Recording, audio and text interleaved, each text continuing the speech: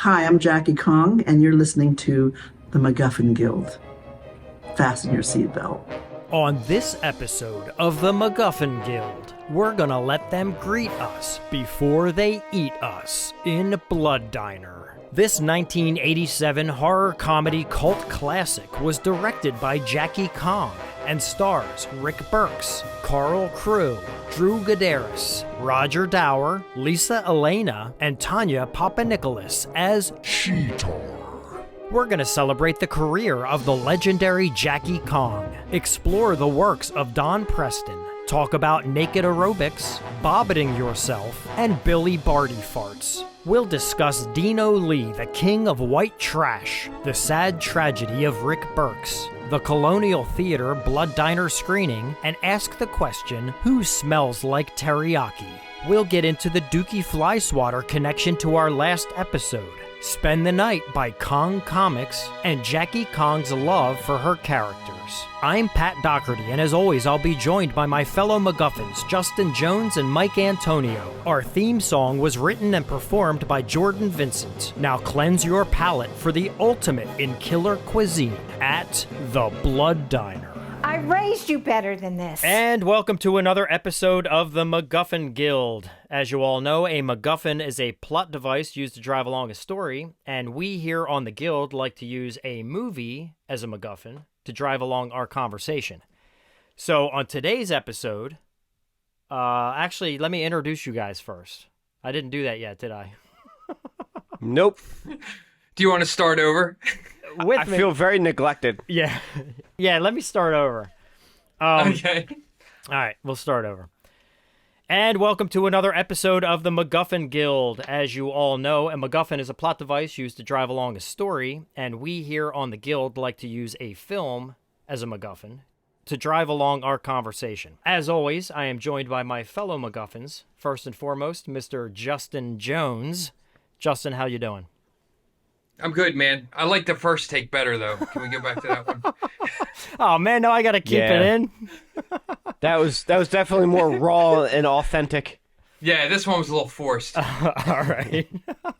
No, Well, I'm you just know kidding. what? Maybe Fine. we will give the audience the bonus of having two introductions in this episode. Two introductions. Yeah. Neither one of those introductions will include Mike. Yeah. So what movie we doing, Perfect. Justin? No, I'm just kidding. Mike Antonio, how you doing, Mike? Pretty good, Pat. How about Good. yourself? Good. I'm glad to see your face isn't smashed into your camera this time around. I don't know what you're talking about. Oh, it's good to see you. I'm glad to see your head is a little At a more distance. average size. Anyway. All right, glad to be back at it. We're gonna get to it. This is an exciting episode. I know, Justin, you got to be pretty fired up about this one. Pretty excited about it. Good. as you Listen can to that tell. enthusiasm. Yeah. So, Justin, do you want to tell the audience what film we are doing today? I sure do, Pat. Thanks for asking. Sure. Yeah, so this week, our movie that we're talking about is Blood Diner. Oh, yeah. look at that. Filmed by Jackie Kong, directed by Jackie Kong. Pat and I had the honor of going to see a screening of this recently at the Colonial Theater in Phoenixville, Pennsylvania. So we were discussing it while we were trying to figure out what our next movie was. So we're like, what the hell? Why don't we just do that one? So Jackie Kong did a really cool Q&A afterwards, which we can get into. And yeah. Yeah, I want to hear about that. Yeah. Yeah. Yeah, it was awesome. She's awesome. And you know what? Not only are we going to talk about the film today, but if you guys don't mind, I would also like this to be a little bit of a celebration for her iconic career, to be honest. She's been pretty instrumental in things that still kind of exist today in the horror comedy genre. Yeah, Yeah, for For sure. sure. Yeah, we could also talk about Oh, yes. That as well. her comic book, Spend the Night. You should check that out. Yeah, I'm curious about that myself. I do want to talk a bit about that as well. Very fun stuff. Let me ask a question, if you guys don't mind. Justin, are we doing the Drinking with JJ segment anymore? Is that something you still want to do? Well, I'm glad you asked, Pat. I'm drinking a local beer. I'm drinking the Yard's Philadelphia Pale Ale. Wait, where are you holding it? What, are you holding it out the window? I was. Yeah. I forgot where the camera was. Camera 1, camera 2. All right. Well, that's very nice. Mike, what are you drinking? Well, I'm already 4 shots deep on butter shots, and then I got my little scrap of peppermint. I get peppermint schnapps or whatever, whatever the fuck you call that shit. I love the fact that you still drink like you're in high school. I know. That's because I don't really drink. That's the problem. When's the Like, Boone's Farm come out? Yeah. Oh man, if I had some, shit would be lit. He waited outside the liquor store for someone 15 years younger than him to buy it for him. So I will say this real quick. It's worth noting that Jackie has talked about the tradition they had during the Blood Diner run when it first came out, like the early screenings of the film, that everyone, the cast and crew, would all take a shot after every single screening. So just worth noting, not to say that we're going to partake in shots, but any listeners out there who are partaking in, listening or viewing, unless they're driving, feel free to take a shot after you watch this film. I'm about to take a shot right now. Well, so there you if go, you're Mike. watching or listening right now, take a shot with me. There it is. Shortest episode ever. We're only like 10 minutes in these 5 Well, shots. Mike, you're going to have to represent the rest of the MacGuffins because I'm not taking a shot right now. Yeah, that's cool. All right. Well, I usually don't drink when we're recording, so that's a rarity. All right, so Blood Diner. Might get a little weird. That's all right, Mike. Hang in there. Blood Diner, 1987, 1 hour and 30 minutes. Directed by Jackie Kong, as we said, who is also known for The Being in 1981 and Night Patrol in 1984, as well as The Underachievers in 1987. Justin, have you seen that? That one I haven't seen. I wish I did, though, because the cast is really good in it. What about you, Mike? I have not seen any of her other films, only Blood Diner. Okay. Yeah, so I want to fix that. That's a goal of mine. Yeah. So I want to talk a little bit about it. Justin, I know that you went back and watched some of her other films, correct? Yeah. Mm-hmm. Being which ones? Did you do? You watch The Being and Night Patrol? Yes. Okay. I did as well. So I definitely have... Are they streaming? Yes. Yes. Yeah, I forget which. Okay. They were both available, with commercials. Okay, yeah. They can be found. They can be found, yes. Something else that she did, apparently, according to the IMDb, and it may have only been a pilot episode, is called Karaoke Nights. Have you guys seen that, or at least heard of it? I saw that in her credits. I don't know what it is. So apparently it was a 2001 TV series. Like I said, I don't know if it got beyond a pilot, but it apparently was the first Asian American sitcom written and created by all Asian American team of writers and actors. Oh, so okay. I guess it, had a achievement of its own. Yeah. Did it say how many episodes there were? Did you say? When I tried to look around, I could only find the pilot being referenced. I couldn't find a list of episodes beyond that. So, not quite sure. But with that said, we are here today to talk about Blood Diner. But first, a spoiler-ravaged synopsis.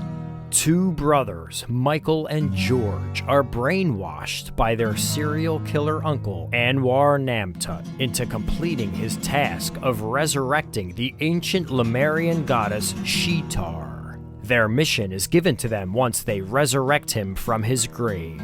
Anwar Namtut is from then on a brain in a mason jar that commands the brothers. In order to complete their mission, the brothers must collect different body parts from many immoral women, stitch them together, and then call forth the goddess at a blood buffet with a virgin to sacrifice ready for her to eat. The brothers choose women for their blood buffet from those that enter into their wildly popular vegetarian restaurant.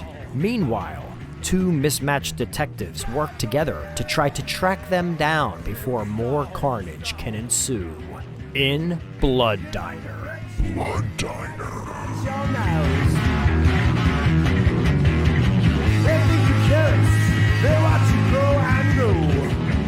So amongst the cast here, we have Rick Burks, who played Michael Tutman. All right. According to IMDb, he only had 3 acting credits. Blood Diner being his most notable, if I'm not mistaken. And Justin, you probably know a little more about the tragedy of Rick Burks. Yeah. I don't know if you have any specifics, any details as to exactly what happened.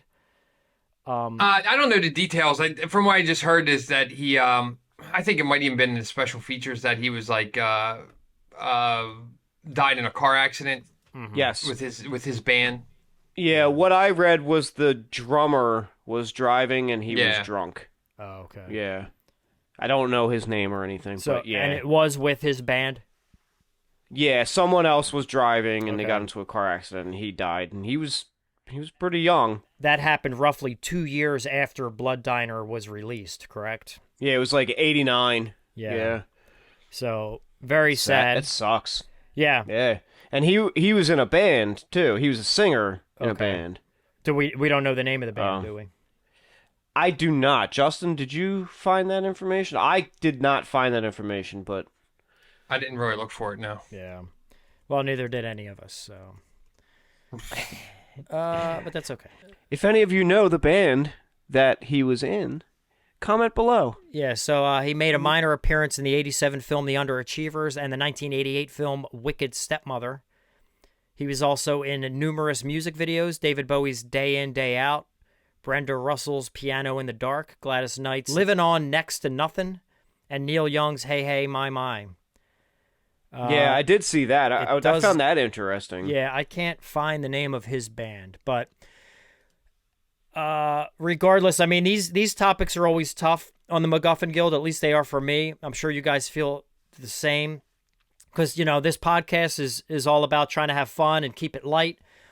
But sure. We also want to be respectful of these types of situations. Mm-hmm. So we definitely want to offer a MacGuffin Guild's honor to him for what he brought, and the fact that he played such a phenomenal role in this film that will now live on in cult status for eternity is pretty special. So it's it's extremely sad and heavy stuff.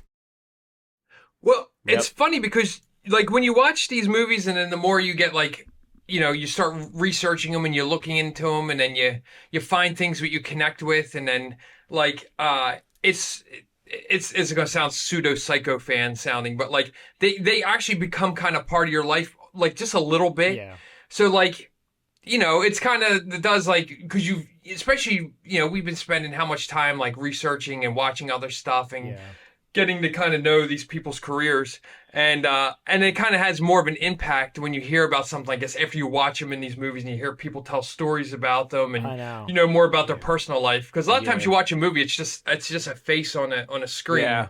You don't really think about it, but then once you start hearing these stories about their friends and their family and all that stuff, it kind of I think too in this particular case, I think the role he played kind of makes it. Look, I know, and again, I want to talk about this later because Jackie Kong even talks about how apparently the producers pushed back hard against the portrayal of the two brothers and how they weren't complete psychotic psychopaths. They were very likable, but they did horrendous things. They were supposed to be like creepy and ghoulish, and they weren't. Exactly. They didn't play it that way. I think at one point, they were talking about like Michael Berryman and some other like cult legend guy or something, but they just didn't have the budget to do it or something. But that's like the people they had in mind. Those are the, like the people that usually play the more horrific type characters. Yeah, that from the jump walking into the room, that they're creepy and horrific and monsters. Right, But these guys were like these attractive men who were likable and the whole thing. And but there's also an innocence to them behind everything too. Yeah, sure. I agree. Yeah, seeing them as kids, so I think that sort of adds to the sadness of it too. It's like I know he was playing a character, but he seemed like a very likable guy.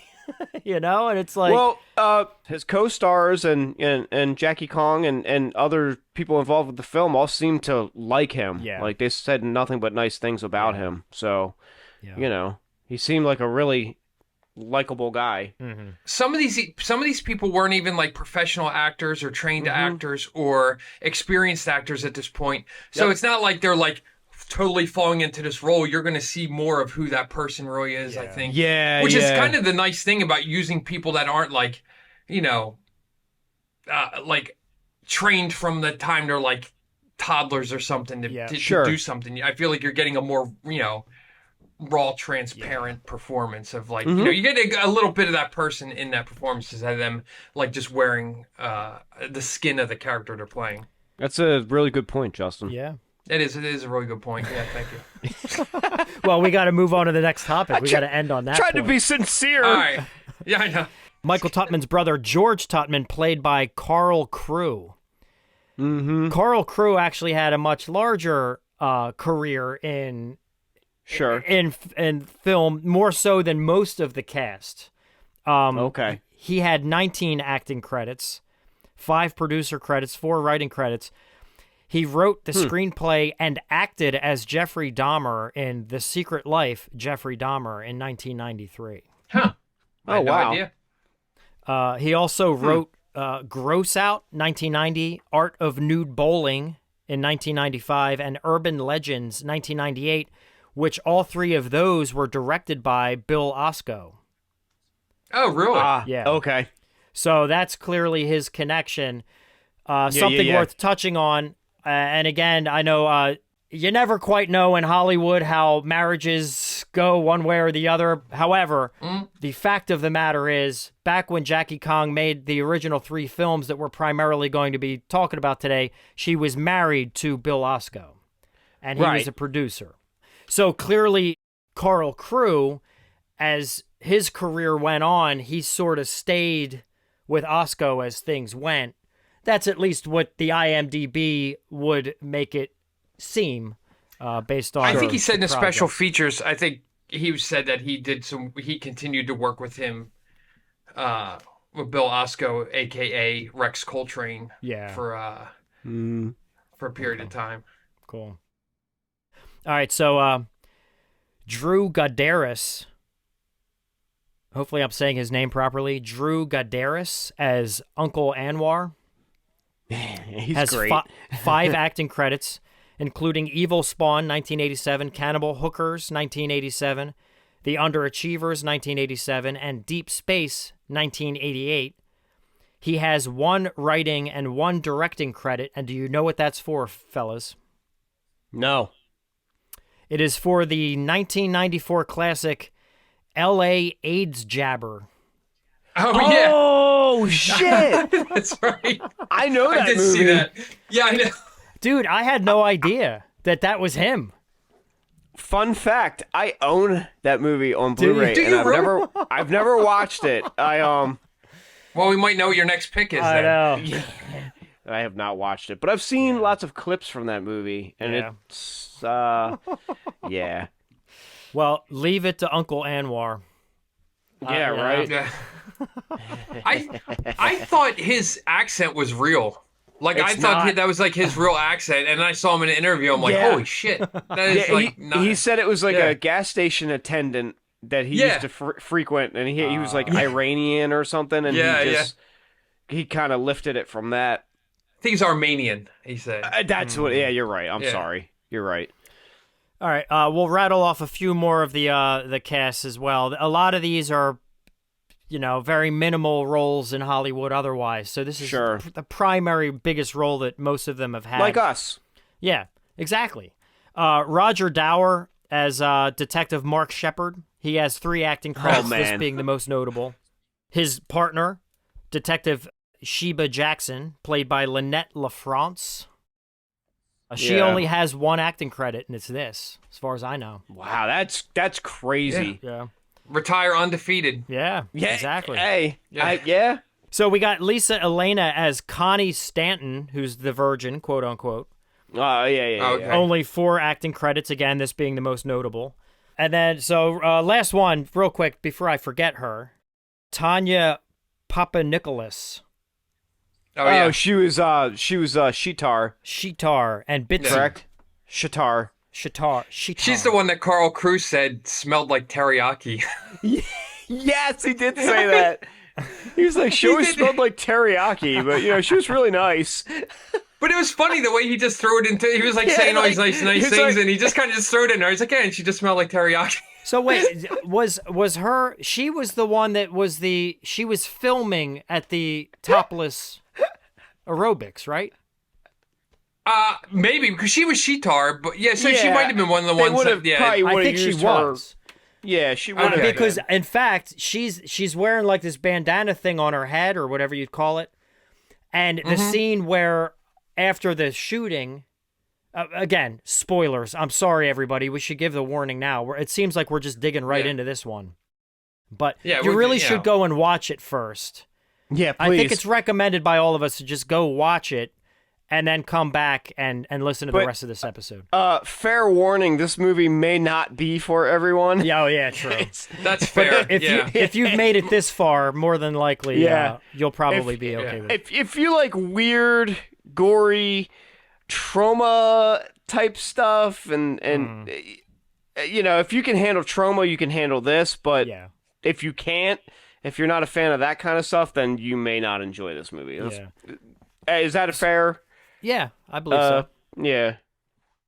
So to get back to the film then, so this Tanya Papanicolas, her character prior to becoming Sheetar, if you notice, the director who's filming the naked aerobics is wearing like this bandana thing in her hair, and then after the shit goes down, what's his name? George comes in holding the head, and the head has that bandana around it. Oh, he's I didn't holding even the notice head, that. and he's saying, "I'm Sheetar," or whatever. Exactly. So that's actually the scene I thought about when I said that they had that weird innocence to them, because even during that massacre, they were still acting like little kids and stuff, and it was like, look how cute they are, like they're like little kids. Yeah. Well, I will say, in the special features, what's his name? Something Crew. Carl Crew. Yeah, Carl Crew. He said they wanted him to act like, I'm not going to say the word, but it starts with an R. Oh, like they wanted him to be R-worded, and he was like, "Well, I'm gonna play him like really slow. I'm not gonna go, that far with him." Yeah. But to me, it's not even slow. He's more like childlike. Yeah. Yeah. Hey, and I'm going to jump around a little bit, but we've mentioned this before in the past about people who act with their face. You know what I mean? That they say more with their expressions and everything. And I think Carl Crew's like one of those dudes. Like, there were scenes where, like, when they're going on and you just look at his face, it's like fucking hilarious. It's like gold. Jumping ahead to the wrestling scene when he's like outside the ring looking up. Just the look he has. Like, I just like laughed at him looking at his his crazy eyes and stuff. It was just like, he was hilarious. So that's the primary cast, and then I just want to talk real quick about, before we swing over to Rotten Tomatoes, I haven't forgotten that yet, folks. Written by. Justin, would you care to tell us who this film was written by? By Dukey Flyswatter. Yeah. And do you know Dukey Flyswatter's birth name? He's not making that up. That's what the name he goes by. Is it Michael? Is it Sonny or Sonny? I don't know. I threw that to you because I certainly didn't know how to pronounce it. Yeah, that's the one I thought we were gonna fuck up. It's spelled Sonye. I'm not sure if it's Sonny or Sonye. Whatever. Pronounce it how you will. Or call him Dukey. Either way. Yeah. So, Justin, you hinted, I don't remember if it was before we were recording, I think it was, you hinted at the fact that there was a connection between this film and the previous film that we had done on the MacGuffin Guild, Lord of Illusions. Would you care to discuss this connection? Yeah, Dukey Flyswatter was a cultist in Lord of Illusions. He was. What the fuck? Was he? Yeah. Yep. It's pretty wild. In fact, if you're watching this on YouTube, you look above us, I'll show you a picture of him, and we'll post it on our social media as well. Holy shit. But did he just Kevin Bacon us? Yeah, look at that. And we're gonna actually post the picture of him from Lord of Illusions. That's what you'll be looking at. He Kevin Baconed us. Yeah. So he has 6 writing credits, 29 acting credits, including The Cultist and Lord of Illusions, but he's credited as D.F. Swatter in those credits. Okay. So, All right. and Holy at one time, a nude portrait of Flyswatter as the god Pan was painted by lowbrow artist Stacy Land and was it hung in the home of Clive Barker. What the fuck? So there's That's awesome. definitely a connection between our last episode, episode 40, and episode 41. So Shit. There So it is. our next episode, what else was DF Swatter in? well, That we yeah, can, I cover can't. next Surf week. Nazis must die. Yeah, exactly. He was in that. Yeah. He's in Surf Nazis Must Die? Yeah. Yeah, he's the bad guy in that. Which bad guy? The main bad guy. The Nazi. No, The surf Nazi. Come on. But Mike, do you Is know he what he was really? also known Yeah. from in the music world? Are you aware of that? No. He was most well known as the lead singer of the horror punk band Haunted Garage. So, Justin, I don't know them. I'm guessing you knew that. I didn't know that previously to looking into this. Yeah. And then the more I dug into it, I saw this stuff. He also did he was the voice of Uncle Impy in Sorority Babes and Slimeball Bolorama. Slimeball Bolorama. No shit. Yeah. Okay. He's been Okay. he's like a renaissance man of like lowbrow stuff. Yeah, he's been in all kinds of stuff. And like I came for the Blood Diner, but I stuck around for the Dukey because like the more I started looking into this, I was like, dude, this dude is awesome. Like I was like watching clips of him from like the 90s and stuff about him talking about stuff, and he is like I was telling Sarah, I think the reason, and I'm jumping ahead about like my experience with this, but I think the reason I love this movie so much is it's like right in my pepper shed of stuff I love, because it's like I watched it, I'm like, this feels like it's like Gwar adjacent. Like, Yeah. you know what I mean? There's like the characters, it's very character rich, which Jackie Kong even talked about in her QA. Like, she's all about like, you know, these really wild characters, and like she even said, she's like, I'm gonna ask everybody what their favorite character is. Let's talk about the characters. And then like just like the over the top, like just like gross out humor, pulling no punches, not being apologetic about anything, which I love. It's just like, here we are. Like even when like fucking Carl Crew, he's like, yeah, they wanted me to be retarded. Like he just like said it without missing a beat. You know what I mean? Like, you know, modern times it's a little different than that. But there is just like so much that's like stuff I grew up loving that I didn't even see this movie till I was an adult, and I was like, oh my God, I wish I would have found this if I found this when I was a teenager, I would have just like, I probably would have had a tattoo. It would have been like my first tattoo or something. It's incredible. Yeah. And even like the detective, if you mix detective with Dino Lee, he's like the space Roman guy, rock star at the end. Oh, with yeah, the big yeah. hair. If you mix the two of them together, The white trash dude, right? yeah, exactly. If you mix them together, you pretty much have Sleazy P. Martini. Yeah. Yep. Yeah. And it says, oh, and there's even a line that Uncle Armoire. Armoire. Yeah. I meant From the foyer. from the foyer. I meant to say Anwar. Uncle Sheffero. No, Arnold, he says, I wish I could remember it. He was talking about like Sheetar before she becomes like animated. He's like, he's like, if I still have my schlong, I'd show you what it's like, the meaning of machismo. Yeah. I feel like Yes. it was like, I could hear like someone from Gwar saying that in the background. Absolutely. Like, yeah. Yeah. Totally. All you Gwar fans out there will get this. Yeah. So, Justin, I will say Oh, this. you bohabs. You touched on Jackie and how she asked us in the Q&A about our favorite characters. Mm-hmm. That's something, to be honest with you, that I found like very endearing in her. I loved how passionate she was about the characters.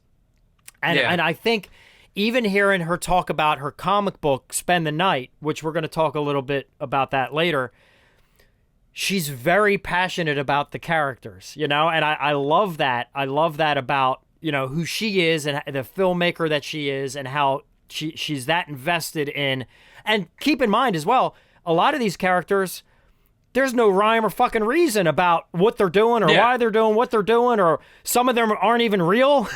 They're just dummies, you know? I was going to mention that, Pat, that ties into what you're saying. That character in particular, the rival diner guy, with his dummy. The ventriloquist dummy, basically. Yeah.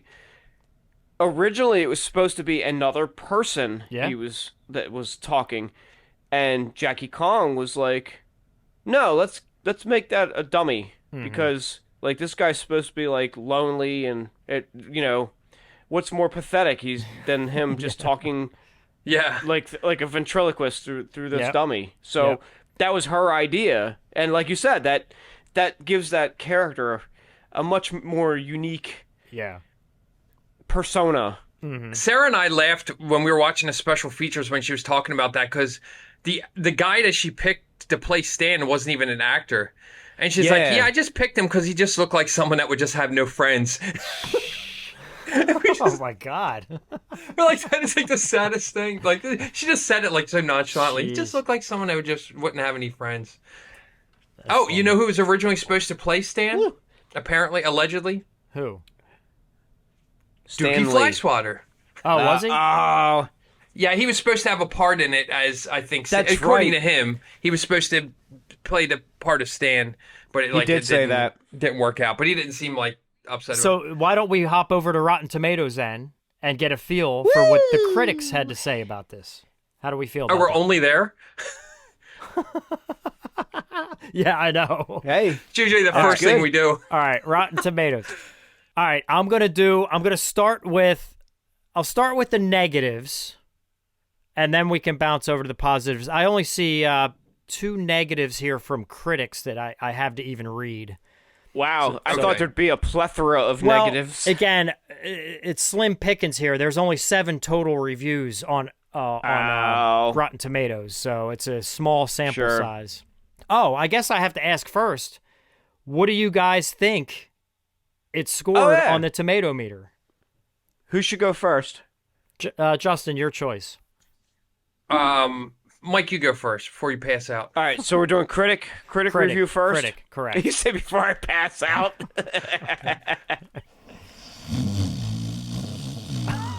All right, what do you think? Percentage. Critic? Yes. Fuck. 32%. Okay. Justin? I'm highballing it.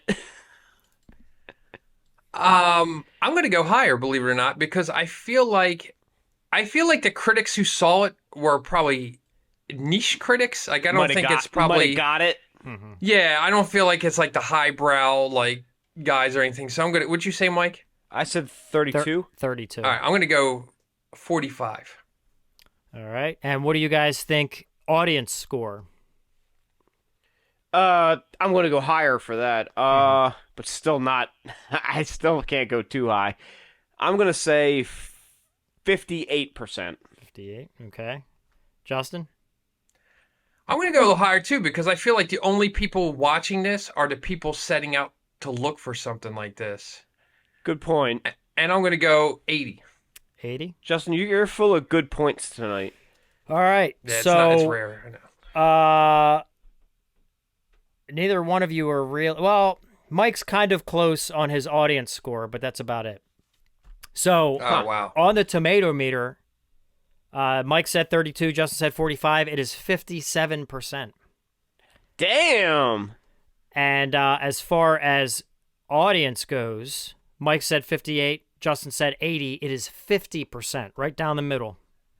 Holy shit. Now, keep in mind as well, there are over 500 audience ratings on here, so that's probably a part of that divisive score. Still, that's pretty impressive for the type of movie that this is. Let's just put it that way. So I want to rattle off some of the critic reviews first, and then I want to get into some of the audience ones, because there's more of a wide range of audience opinions. Oh, okay. Okay. Cool. We got James Kendrick from Q Network Film Desk. Says, gruesomely silly, but not even remotely as funny as it thinks it is. Blood Diner is something of a chore to get through, even for those of us who might otherwise appreciate a gory black comedy. So I don't think James dug it. We have Ken Hankey from Mountain Express. Mr. Hankey? Asheville, North Carolina. It is Mr. Hankey. Intentionally funny thriller isn't as funny as the straight films it mocks. What do we feel about that? First, I want to say I love Asheville, North Carolina. Secondly, I do not like that review. No, I guess everyone has a different sense of taste and everything. And I said that earlier that this movie isn't for everyone. It really isn't.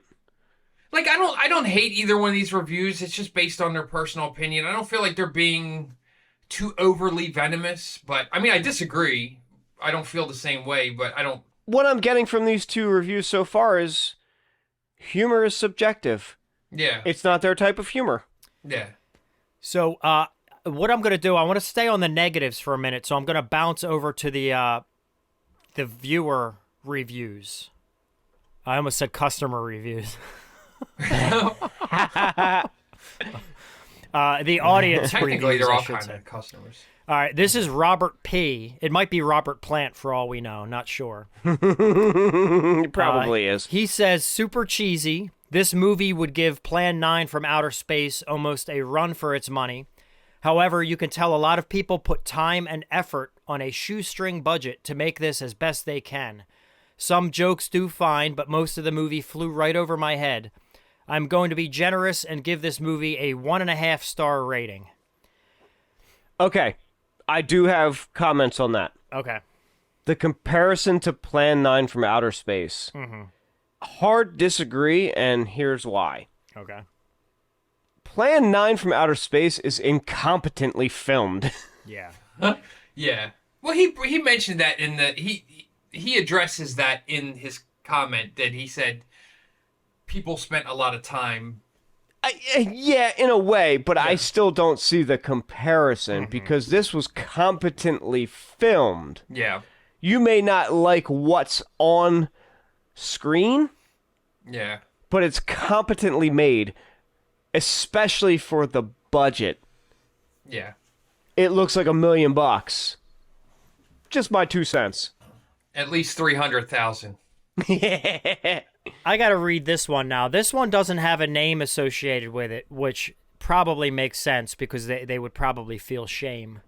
So this person in 2019 says, if I had gone to the theater to see this, I would have walked out and demanded my money back. It's not even bad enough that it turns funny for how bad it is. It's a tired movie with a bad story and a waste of time. Would have rather had a root canal done than waste my time with this movie. That's the unknown audience member. Oh, if it's unknown, you can't really see their other reviews, so, right? He's playa hating, as they say. Yeah, it looks like they only went on here to watch just Blood Diner. That's it. That's the only rating they've Man, done. that's that. They really did not like this movie if they just created an honest account to rate one movie. Yeah. All right, one more negative. This is a super reviewer, but there's no associated name with it. It just says super reviewer. Okay. So this unknown super reviewer says possibly one of the worst films ever made. In the same sense, it says outside of The Room or any film by Uwe Boll. In the same sense that The Room became good because it was so fantastically bad, this film has a charm to its amateurish acting, dead character development, and absurd script writing, bad lighting, absurd character interactions, ridiculous special effects, and general inexplicable suckiness. Fuck! My goodness. Jams. I don't even know what that meant. So, Justin, can I ask you a question? I don't want us to spend too much time on this because I think this is just filled with a lot of just negative bullshit. Yeah. Hate. They mentioned the bad lighting. Uh-oh. Fuck that. Bullshit. Is there anything about lighting, Justin, that should be discussed? The lighting's awesome, and actually, she mentioned she being Jackie Kong mentioned a shout out to Jörg Walther, I believe is the guy that was the cinematographer, and I think he had something to do with the lighting. And that they spent a lot of time and effort lighting these scenes for effect. And you can even go back and when you watch it, like when they're talking to Uncle Armoire, that they I know I'm just gonna keep getting it wrong. The lights swirl around like a mystical sense to kind of give you a feeling of that some supernatural effect or something is at play. Just even with the fight in the cave with the kung fu fight when the girl's naked, they even use lighting to get your to give you certain feelings. And like they in the back room in the back when they open the door to the back alley, they used lights there to make it look like a back alley. It wasn't a back alley; it was a whole nother room. Oh shit. But it really looks, when you go back and look at it, it's like, that's like a loading dock. Like it, you if you look at it, you can't be like, oh, there's the thing here that makes it a loading dock. It's just the lighting. Yeah, just various other. They used a lot of smoke effects with the light, which was like yes, they did. Eerie and cool. Yeah, that's fucking stupid. That review's dumb. The lighting is one of the highlights of this movie. Yeah. For the budget, it's gorgeously shot. Well, let's swing over to some positives so we can end on a positive before we proceed. Please. So we got Sean Mulvihill. Sean Mulvihill Mow the Hill? Mulvihill. He is from fanboynation.com. He says, everything about Blood Diner is over the top in a ridiculously fun way. Yeah. Yep. We got Chris Jackson from Starburst. Blood Diner is a hugely entertaining film in its own right. Yeah. Short and sweet, yeah. Then we got Henry Stewart from Brooklyn Magazine. He says, blithely low-budget, flauntedly foul, and self-consciously goofy. Yeah. That's a positive.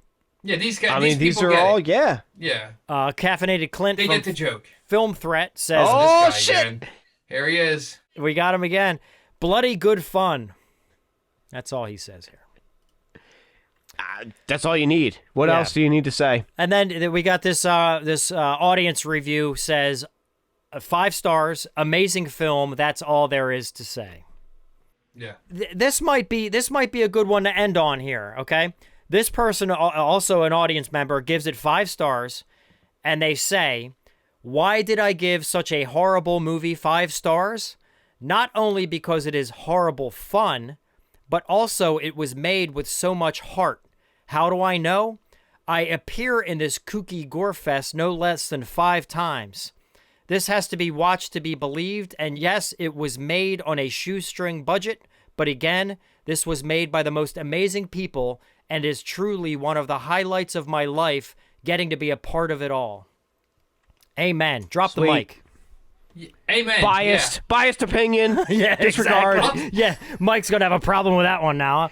What I like about that review is watching like the special features and like interviews and like whatever I could find. That was like a reoccurring theme that people talked about.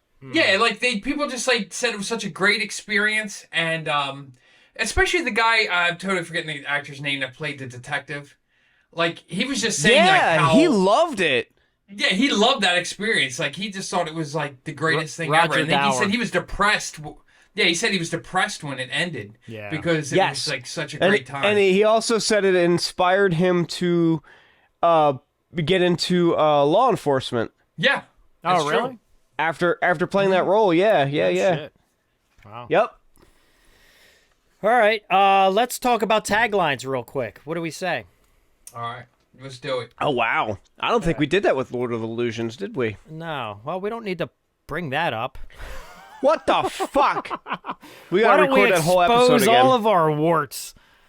All right, taglines. I got some warts. You want to see them? Only 3 that I could find. You ready? The first one is the one that everybody knows. It's the one that's on everything. First they greet you, then they eat you. Right? Yep, I've seen that's that. a good one. Yep. Yeah. Second one, the ultimate in killer cuisine. That's a good one. I hadn't heard that one. Okay. This third one is my all-time favorite, and I wish it was on more marketing material. You ready? Okay. Food so good, it tastes just like your mom used to. Wow. That is the best. Wow. I have not seen that anywhere. Holy shit. That one got me. That's impressive. Yeah. That's awesome. And that fits the tone of the movie. Mm-hmm. The humor and everything of this Yeah. of this film. Yeah. For sure. So I think unless you guys have anything to add about anything we've gone through, Nah, the reviews. I think we can wrap it up. Yeah, no. Yeah. We're not. We're just Yeah, getting I'm started. kidding. So, unless you guys have anything, I think we should start. We should really start digging into Jackie Kong's career and Yeah, what let's she's do it. brought to Sure. Hollywood and the horror genre in particular. It's astounding to me that she was 27 years old when she made this film.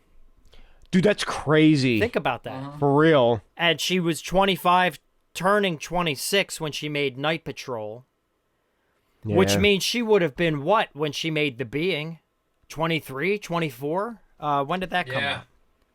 That was 81. 83? 81. Fuck. 81. So she was is that even feasible? Man, she was 21 years old when she made The Being. Holy shit, That's dude. wild. Pat, not to distract you too much, or not distract you, but Yeah. sidetrack too much. Uh-huh. Everyone said, like, in the special features for Blood Diner, how professional she was, how prepared she was. She knew exactly what she wanted. They did, like, tons of setups per day. Yeah. And one of the benefits on that movie, and they mentioned this is kind of like a almost like a lost art, was that they had rehearsals for like I think she said or someone said like 3 weeks before actually filming, so they had everything nailed down, and most things they got in one take. One take, move on to the next setup. Yeah. Yep. I think with that, they knew they only had like 8 days of film or 18 days to film, and that was it. So I think that also, like, she was smart enough to be like, oh, we need to do, like, yeah. we need to have all of our shit together before we like go do this on this like limited timeline, because that's it. Like even when the part when Uncle Anwar, when he kind of, I don't know why I can't say it. When he kicks open the door, one of these days. They were like, well, we only have one door, so make this take count. Like they knew that they only had so many times to try, and they only had so much. Yeah. I think we would all agree that she's, and again, this isn't just us saying this, but you can look. There's other, you could probably find it on IMDb or Wikipedia or whatever. Unquestionably a pioneer of horror comedy. I think there's pretty much, there's no disputing that. All right, so this crew, Mike, you talked about how Jackie Kong held it all together on set. It was a crew of about 35 plus people, very diverse according to her. She said 50 to 60% female. She's very proud of the fact that the diversity that she always had on her sets were natural. You know, like they were... Yeah. It was diversity before you were told to have diversity. You know, it was because she was plugging in the right people. Yeah. Yeah. Yeah. Organic diversity is a good way of putting it. Yeah. I would say, considering how low budget this was, a 35-person crew is pretty impressive. Yeah. Yeah. You know, usually with that budget, you're lucky if you have 8 or 10 people in the crew. You know. So I do need to mention there's going to be some things I watched. I don't know if either one of you guys did. There's a YouTube channel called The Cult Show. Are you guys familiar with that? Okay. I am not. Did you watch any of that, Justin? No, I didn't. Okay. So Jackie Kong has Tell me more. Jackie Kong has done at least 2 long interviews with them. Apparently, she has a connection with them. She knows them. In fact, nice. one of the hosts on the Cult show was was involved in the early stages of trying to raise money for what eventually became Spend the Night, her comic book.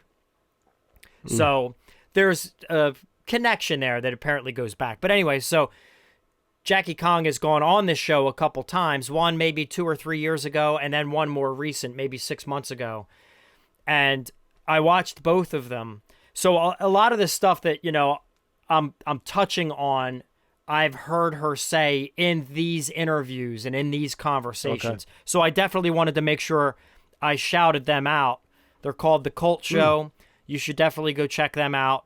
And I want to check that out. Yeah, check it out and look up The Cult Show with Jackie Kong, and you'll see the exact interviews that I'm talking about. But they were informative, and what was cool about it, because she's comfortable with them, she's just speaking freely. Which, by the way, Justin, I'm sure you can attest to this.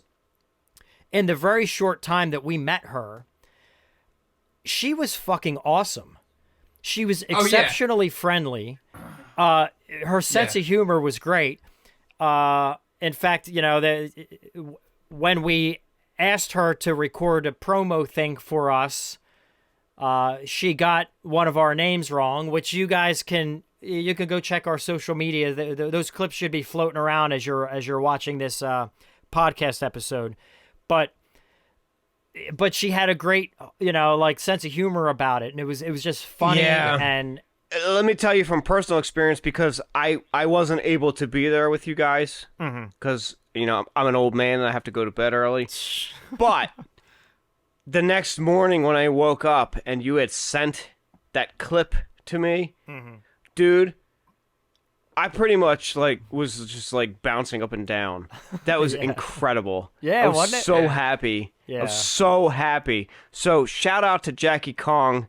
Yeah. That was awesome that she did that. For that her was to do so that. cool.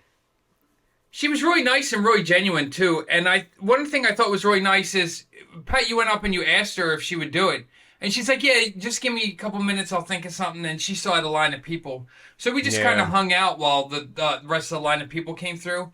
And we were just kind of we were talking and then listening and to her having conversations with people. And I felt like she had a really meaningful conversation with anyone who came up and was willing to have a conversation with her. She didn't rush people through. No. She was sitting there she'll talk to you as long as you want to talk, and she was really engaged in people's conversations, and it wasn't just she was really legitimately interested in what people had to say, and I thought that was huge. That was cool. Full disclosure, and we'll get more into this as we talk about our histories, but when Justin originally brought up that there was the Blood Diner screening happening at the Colonial Theater, I had never seen the movie before. I hadn't seen it. Mm-hmm. And I was like, I definitely need to go to this. This feels right. So you did the right thing. Yeah. Seeing it with an audience. Yeah. The first time I ever screen saw it. With the fucking director. Yeah, with the director in the theater where the Blob was filmed. It was just what a cool, perfect storm. But, so with that said, I also then wasn't that familiar with Jackie Kong. So sure, after the fact, after we watched the Q&A and everything, and then we're standing in line waiting to meet her, I certainly wasn't starstruck. That wouldn't be the right word. However, as I got close to the front, there were definitely nerves, because I think I feel those nerves anytime that I know that I'm, in front of someone who's, obviously she was the guest of honor. But sure, funny enough, and Justin can attest to this as well, during her Q&A, one little nugget of advice that she gave was that you have to have balls. Don't be afraid, Yeah. Whatever it is, don't be afraid to attack. You don't get what you don't ask, or you don't get what you don't ask for, Yeah. So, but she said the exact words, don't be afraid to have balls. Mm-hmm. So I then took that and I spun it when I got up to her at the table. I said, based on your advice, to have balls, I would like to ask you if you would be so kind as to film something for us for the podcast.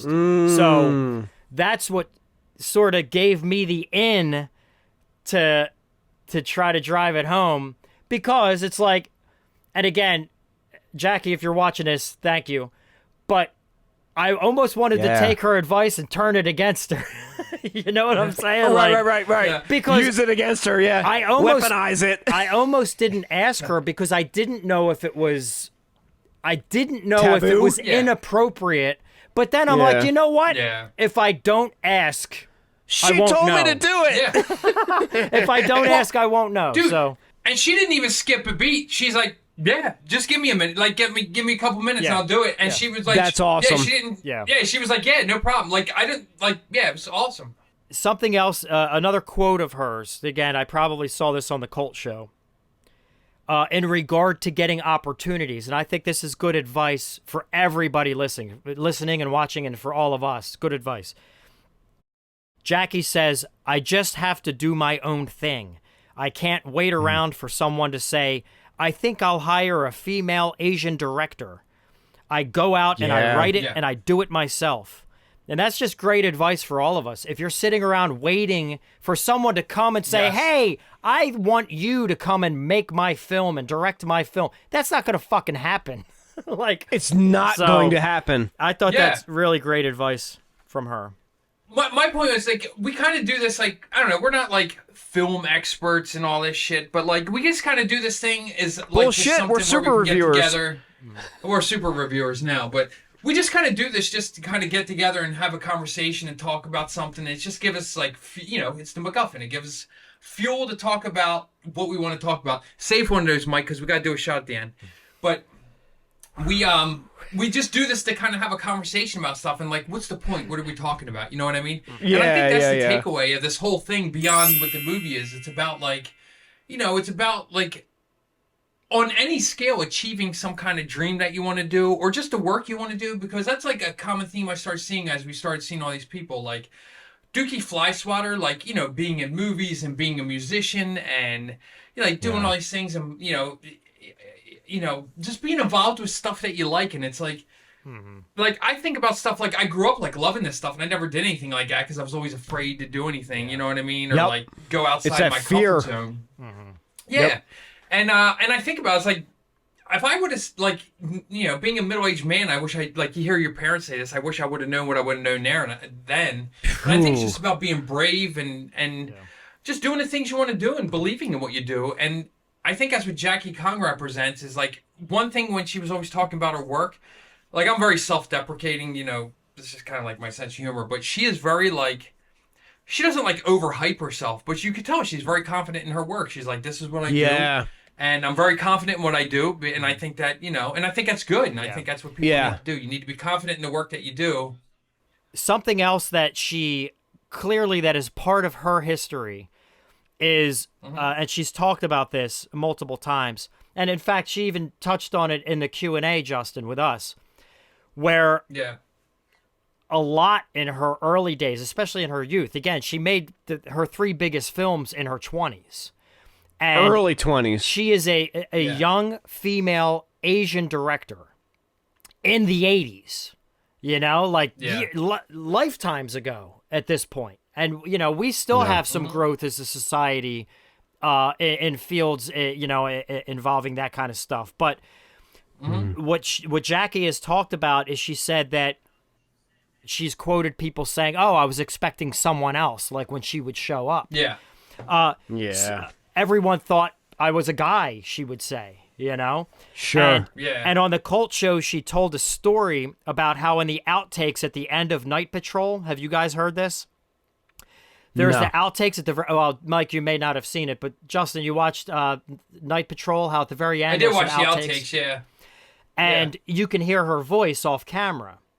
But according to Jackie, when that film was dubbed for Italy, they had an Italian man dub her voice, which is unbelievable. That's the part she was talking about. I was wondering what she talked about with someone dubbing her voice, but I didn't realize it was the outtake. Yeah, I'm pretty sure that's what it was, yeah. Wow. Oh, that's crazy. But how do you think that makes her feel? Which is like, what the fuck? Like, I didn't think my voice was that deep. You know, like. Yeah. Yeah. Wow, that's crazy. That is crazy. But look, and here she is now. Here it is. What year is it? 2024.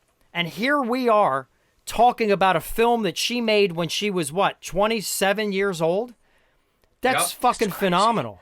Good on her. Props. And here we are in our mid fucking 40s. Yeah. And we're just doing a shitty little podcast. Yeah. What I would like to do is I just got a few more quick points about Jackie Kong. And again,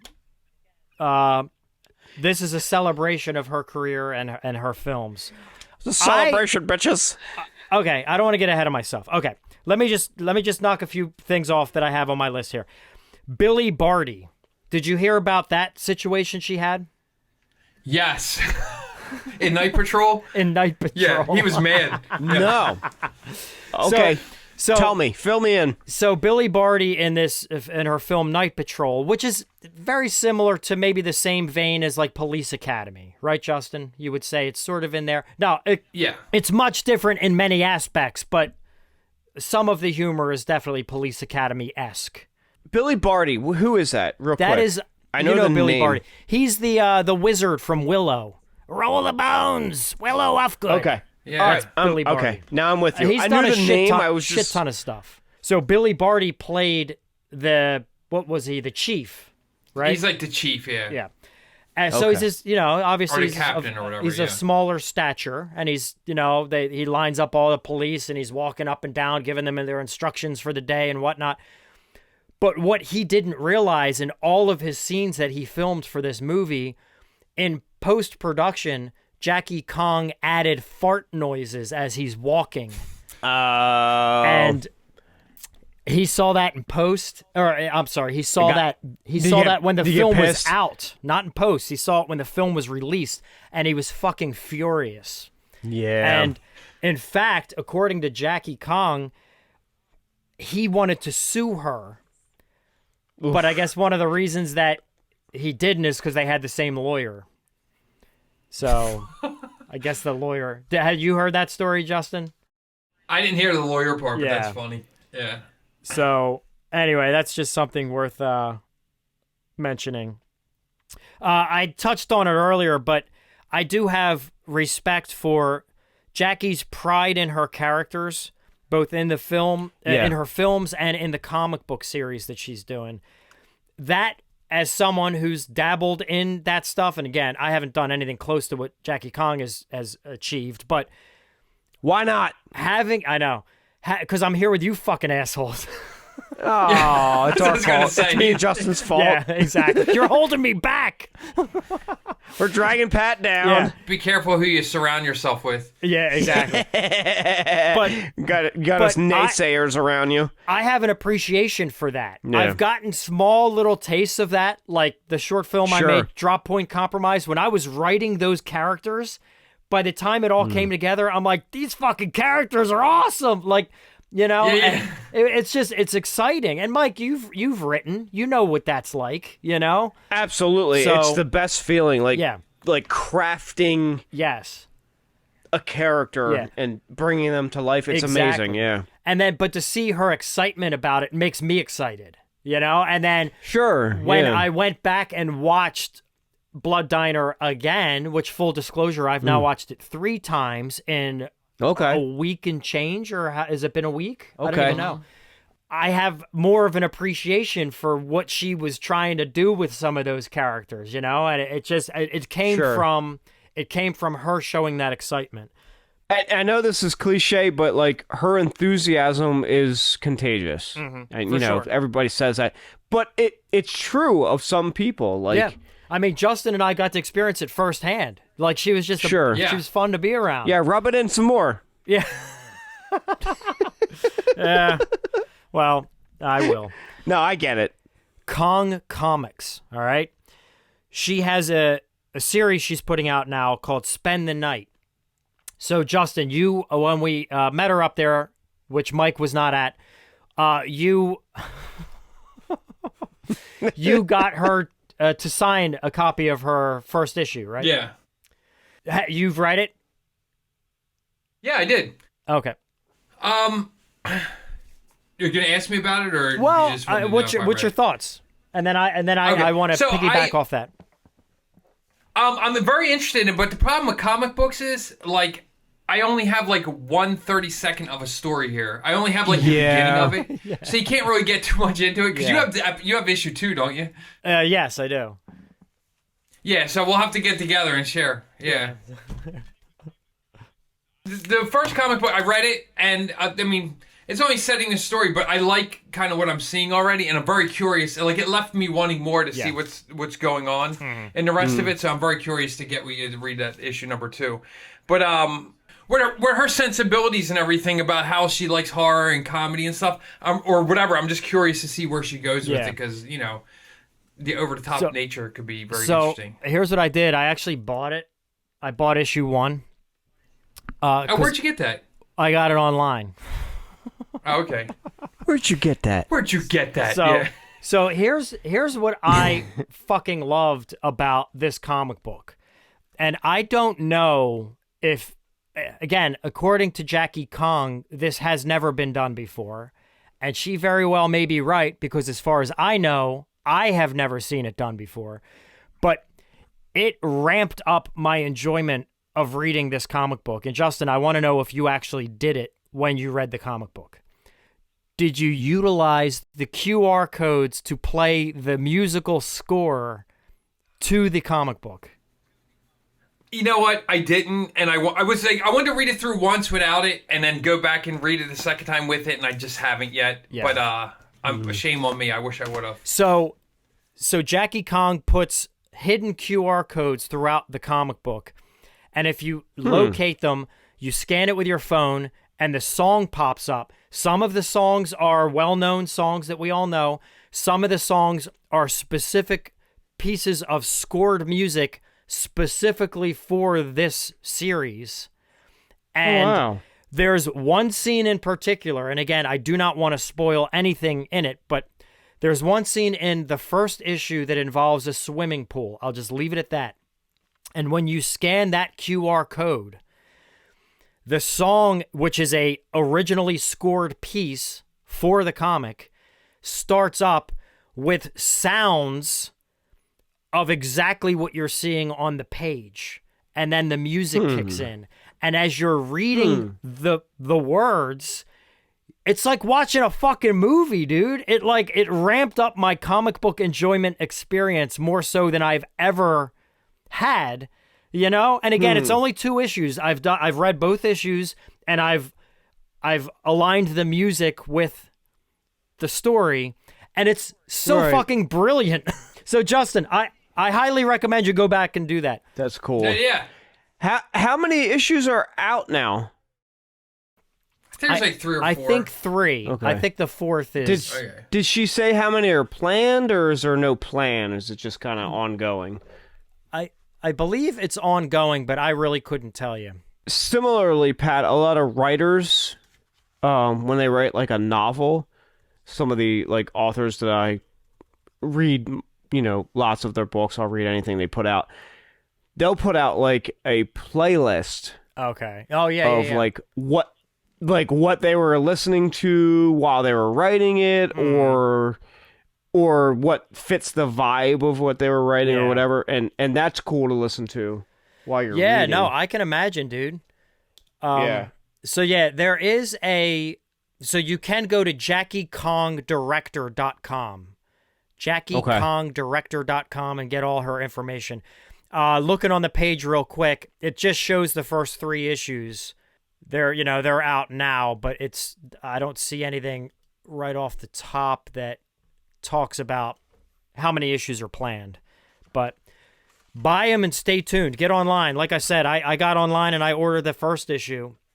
They're still out there, so get them while you can. I like that too, that she did that, because I'm also someone who's like very clearly inspired by music. Oh yeah, nice. You don't know how to play those instruments behind you. Shut the fuck up. They're just there for show. I should spend paper a lot of mache. money. Set dressing. Yeah. Set dressing. That's about as useful as this. This is made of cardboard. This ain't even real. That's about as useful as this fucking fake plant behind me.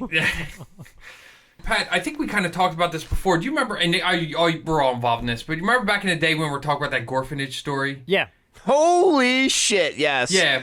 And then, like, I was inspired, like, later on, like, years and years and years after that, I had this other story inspired by all that, like, in my head, and I took that screenwriting class, and I was, like, going to do it. I told you the story, right? Yeah. And I had, like, this thing I was writing, and then, like, I was all getting, like, into it. I had, like, a lot of stuff written out. And then, and I was, like, starting to feel pretty good about it, and I was like, yeah, I'm making some pretty good progress. And then, like, Sarah and I were, like, flipping through Netflix one time trying to watch something. She's like, oh, what's Stranger Things? Let's watch that. And I was like, all right. And after, like, the first episode, I was like, fuck. And I just wanted to throw it all in the trash. It wasn't Stranger Things. But it's like I grew up with the same stuff that these guys grew up with. Sure, there's, like, similar things. It's a crossover. Yeah, there was a different enough story, but, like, people were like, oh, you like Stranger Things. So I was like, oh, fuck. So I stopped working on it. Yeah, like, I can't do this now because they're just going to compare it to Stranger Things. Yeah. And then, like, which is going back to the point of the story about, like, you know, continue to put the work in. And I've recently been thinking about, like, revisiting it and, you know, completing it. Just, if I never do anything with it, just to say I did it. Because I had all these thoughts going through my head, but a lot of them were inspired for music and songs. And and even, like, as I was thinking about stuff, I was like, I should write the songs down in the notes just to kind of remind myself of that feeling I had for each thing. So it was funny because it was a similar thing where the music kind of inspires and they kind of, like, work with each other to kind of do that. So. They bounce off each other. When you do complete it, though, now you have a podcast. We can do an episode dedicated to it. You could do a portion like we did in our Treasure Island episode with Fat Matt. We'll do a script reading. You know, where we could put a portion together with music and effects and the whole thing. We'll do a table read. Yeah, exactly. Yeah, I can barely get through this, and I have to read something, too. Yeah. Speaking of, you know what? I'm taking a page from Jackie Kong's notebook. Let's fucking make Gorphanage. Yeah. Shit, I would do it.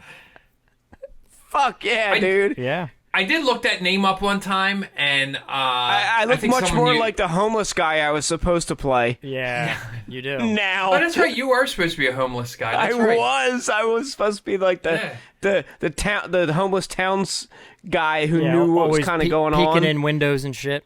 Yeah, fuck yeah, let's do it. Speaking of playing a part, like not being a professional actor and playing something that you could put yourself in, Mike, you'd be perfect as someone that peeks into people's windows. That's true. I mean, I've had a lot of practice. Yeah. Yeah.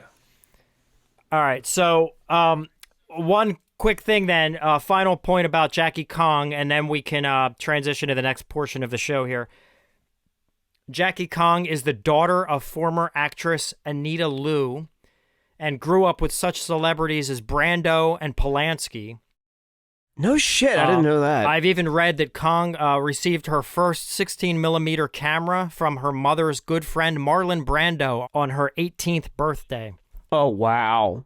That is fucking cool as shit. I did not know that. Yeah. So she's been in the game for a long time. She grew up around it. And, perhaps maybe helped her hit the ground running at such a young age because she'd been in the war zone. Yeah, that had to be fucking inspiring. Like to be surrounded by that and influenced by it. Yeah, you would think. Wow.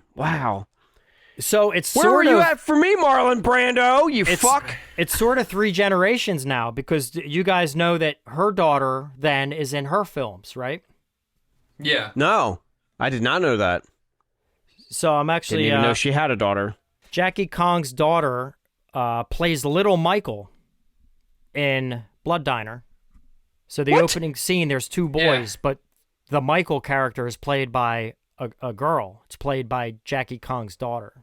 What? Who in the credits goes by Roxanne Osco, but I guess, or either goes by Osco or Sybil, or Cybelle, Cybelle. I'm not sure how to pronounce it. What the fuck? But anyway, either way, Roxanne is her daughter. And it's the daughter of Jackie Kong and Bill Osco. You blew my goddamn mind. Yeah. You're telling me that young Michael in Blood Diner is played by Jackie Kong's daughter? Yes. Well, she said, I don't know if it was in the Q&A or whatever, she said that like her daughter was a huge fan of the Aliens movie, and I guess like for Halloween or something dressed up like Vasquez, so her hair was already short and everything. Oh, shit. Oh, shit. So, and Justin, you would know this in regards to The Being. So if we want to talk just briefly about The Being, because it's a good transition, because Roxanne also has a role in The Being. She does. Oh, wow. And that role... She would have been really young. Yeah, she was very young. And that scene fucked me up that she was in in that movie. Don't spoil it. I won't say anything, but what I will say is this. I fucking loved The Being. That might be my favorite Jackie Kong movie. Oh, wow. Really? Okay. Yes. Wow. Okay. That movie is it's a good old-fashioned drive-in theater monster movie. Yes. And it's like... Perfectly put, yeah. I just wanted... pump it into my blood. Like, I just wanted more. In fact, if I ever see that that's playing at the Mahoning Drive-In Theater, I'm fucking going. Because that is what a drive-in theater is made for, you know? Yeah, we should send Virgil a message, see if he can get it. Dude, that I would be fucking in. Oh, and get him to get Blood Diner while he's at it. Let's do a double feature. Dude, and then let's reach out to Jackie Kong and have her show up. She probably would. She was talking about coming back for the Blobfest. Did you hear her talking about that? Listen, yes, and I'm only half joking about this, Justin. I think we need to do that. I think we need to reach out to him and see if we can arrange that. Final thing I would like to say, then I want to see if you guys have anything left, and then we can transition to Pat's points, if not. But Good Bad Flicks, Mike, who I know you're a fan of, and watch a lot of. Yes, sir. When talking about this film, they said, if you're trying to make sense of this, you're doing it wrong. And I think that's the whole point of this. Yeah. Just go in and have fun. There's so much randomness and like kooky characters that pop in and out, and it's really weird because I'm a person who, when I watch movies, I like subtlety. Like I like things, not to always be spelled out. I like subtle things, but I also like way bombastic, over the top stuff too. So I guess that's that middle of the road stuff I don't like. It either has to go like way over the top, or it has to be very subtle. You know what I mean? Yeah. It's got to go for broke one way or the other. Yeah. Exactly. Yeah. So, do you guys have anything to add? I do want to talk about Don Preston, who did the music briefly. But do you have anything that you want to wrap up before we move on to that?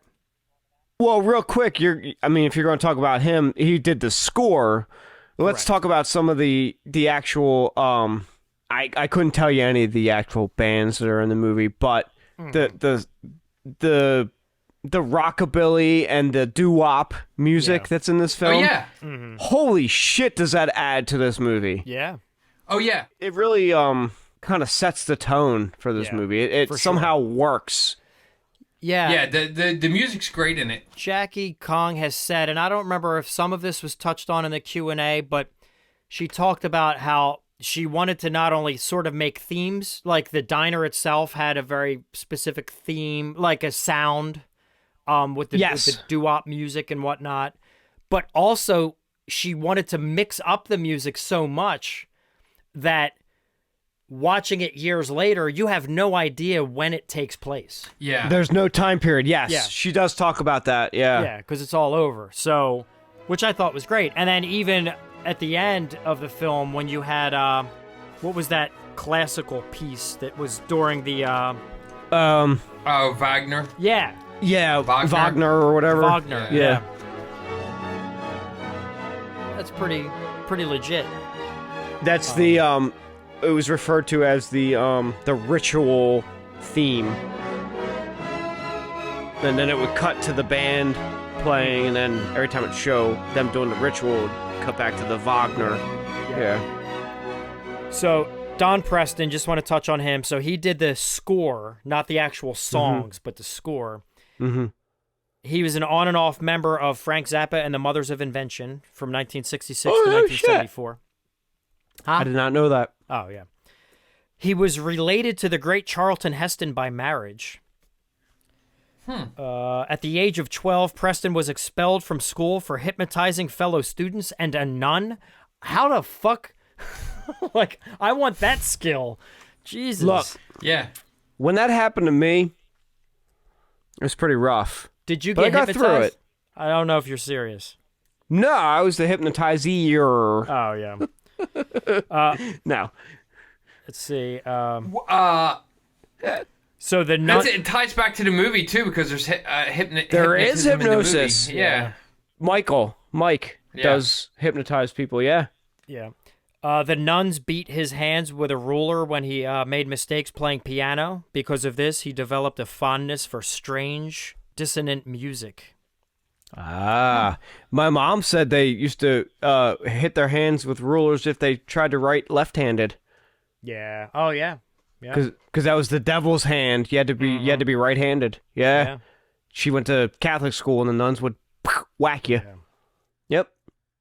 Yep. So as of 2013, I guess at age 80, he was still touring with a Frank Zappa tribute band called the Grandmothers of Invention. That's awesome. And then one final note, he has 17 composer credits, including The Being, Night Patrol, Blood Diner, and Underachievers. So all of Jackie Kong's Yeah, films. her films. As well as Android, 1982, Pucker Up and Bark Like a Dog, 1989, Emmanuel, First Contact, I'm sure that's something you would like, Mike, and Dances with Werewolves, 2017, to name a few. Pat, I will one-up you. I have the Emmanuel box set that... See? How did I know? Was it Vinegar Syndrome or Synapse or one of those companies put out a massive Emmanuel box set? I have it. I can't wait So- till one of those is one of your picks. Oh, yeah. Yeah. You know what it's going to be if I do pick one of those? Emmanuel and the Last Cannibals. Oh, nice. It's I'll kind of like start it's a watching it cannibal tonight. movie, but Emmanuel style. Nice. What? Unless you guys have anything to add, we can hop to Pat's Pat's points. points! Do Pat's points? One last thing for the music, though. I just want to say one thing I love about this music is the 1980s punk rock vibe. Like, this movie Yeah. is just reeks of punk rock everywhere. Mm-hmm. Like, this Yeah. is the punk rock spirit, the low budget, making do with what you have, all the punk bands involved. The extras were all, like, from punk bands. Yes, they were all in bands and stuff. Yep. Yeah, Fans, exactly. It was all, like, bands and fans of bands. Yes. yeah. And I feel like it's the same, going back to that Guar vibe we were talking about earlier, I think it's the same thing. It's not just a movie, it's an experience, it's an art collective, it's music, Yes. it's a movie, it's like artists all expressing themselves. It's like, it's Yeah. the whole package all together, you know what I mean? Yeah. All right, Justin, you want to lead me into Pat's points? Patch points. That's a really bad Uncle Anwar. Oh, yeah. You want to take two? Patch points, you're homo. No, Yes! Yes! Oh, we got to use that one. Oh my God! Oh Jesus! Oh, that's totally in. All right, Pat's points. That was good. Dude, look, I know that's taboo these days. That one scene in the movie itself, when he says that, it It's- fucking got yeah. me, dude. Yeah. Oh, it was real. hilarious. Funny. Yeah. Well, that just goes to say the humor too, because like in the movie, I thought that George, I assumed that he was gay in the thing, and that and there was this uncle just kind of ripping on him, and I thought it was kind of cool that they had a character that was like, even if he's not, it was kind of like ambiguous, like he was clearly inexperienced with women, and like Yeah. in the end, I don't want to give away for people who haven't, because we haven't spoiled enough, but like, you know what I mean? So, I think it would be, the counter to that is that they, you know, it was inclusive with everyone, you know. So. No, that was good, though. Reagan masks used pre-Point Break. That was interesting. Ah, good point. Good point. Yeah. Fucking is it. Point Break Pat's ripped point. that off. I mean, it was years later, too. It was what? Do I have that down? I don't know how many years later. When did Point Break come? was like, what, 91 maybe? 91? Yeah. Point Break, also directed by a woman. Yeah, 91. Yeah. So we're talking 4 years later. There was very little blood. Again, this is where the spoilers are definitely going to start to come out. So again, if you haven't watched it, please, I highly recommend you go and watch it and then come back and finish this up. Very little blood on Uncle Anwar's clothing in general after having just cut off his genitals with a meat cleaver, right? Yeah. Did he cut them off? That's what I gather from that first scene, because he references it multiple times. He says it later. He cuts his genitals That's off. right. And remember in the very beginning How did I miss that? it says he has a meat cleaver in one hand and his genitals in the other. Well, his genitals were actually in his hand. It's not like he was holding himself, you know? Were they? He had his genitals Well, in his hand? no. The point of didn't that show radio call was to insinuate that they were in his okay. hands, not that he was just grabbing okay. himself. Okay. When you see him enter the home, you know, I mean, there's some blood on him, but No it's blood, not no the got a little amount bit of blood yeah. that you would have if, you know, you got John bobbited. But, Yeah. Self-bobbited. I thought it was funny when Detective Mark Shepard, when he is being introduced to his new partner, they say, or when he's told that he's going to get a new partner, they say that she broke the enema bag rapist case wide open, posing as a sex surrogate. You know, again, this reminds me kind of a lot of this humor is the speed of British humor. And I think that's why, like, there are some scenes that were like Monty Python-esque, but for horror comedy, you know? Yeah. It's just very quick. And one of the times I watched it, I actually put the subtitles on so I could make sure I missed even less this time, you know? It didn't dawn on me in the first viewing. It wasn't until the second viewing that I realized that the daughter of the police officer that shot Anwar was the virgin.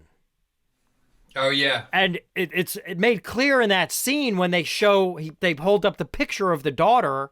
Yeah. And that's, what's her name? Connie? Or whatever her name was? Yeah. They even zoom in on it. Yeah. It didn't dawn on me. shit. Yeah, it didn't dawn How on me. did I the not first catch that? Yeah. She's You his didn't catch it daughter? either? Yeah, she is She the daughter talks about, of the... like... Yeah. She talks about her father not liking, you know, my father's not going to like this or whatever. Oh, Yeah. no shit. I never made that connection. See, it adds I'm an some idiot. deeper I'm an idiot. context. Yeah, Well, sure now you does. gotta watch it back and discover new things. Holy shit. How did I not pick up on that? Well, I didn't either first go around. It wasn't until my second viewing, so... Yeah. Not a single official used gloves when cleaning up gory ass fucking crime scenes. What the fuck is the deal with that? That's movie magic. Yeah.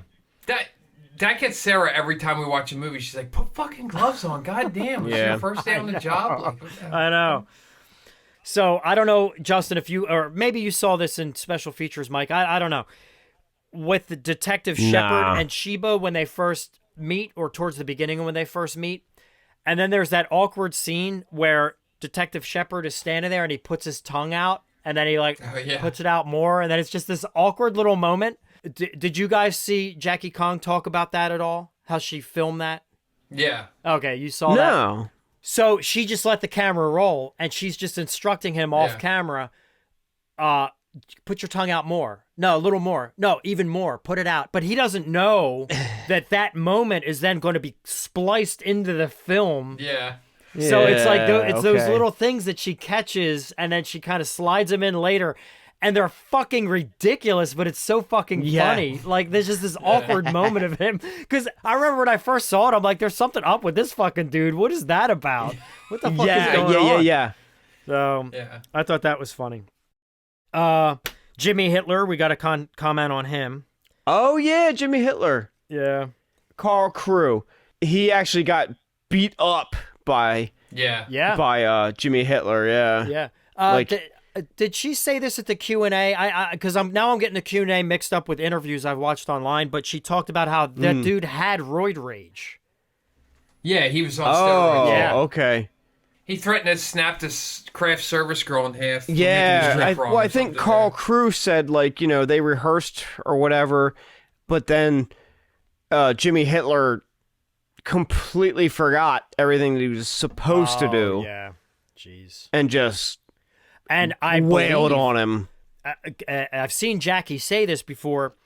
Carl Crew apparently threatened to not want to take part in it anymore, and she had to talk him into it to finish it up. Oh, see, I didn't know that part. Because I guess the dude was so fucking unhinged or whatever. All right, I'll blast through these. High-speed projectile vomit scene. Yes. Again, Jackie claims that it had never been done prior to that, so I can't really say one way or the other. I haven't confirmed or denied.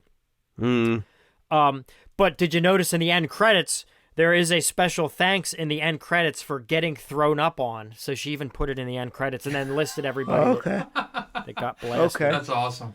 And then there was that one particular extra who had her mouth open, and it clearly in the shot went right Yeah, and you could see her like spitting it out, like, because Jackie Kong said that was like actual food.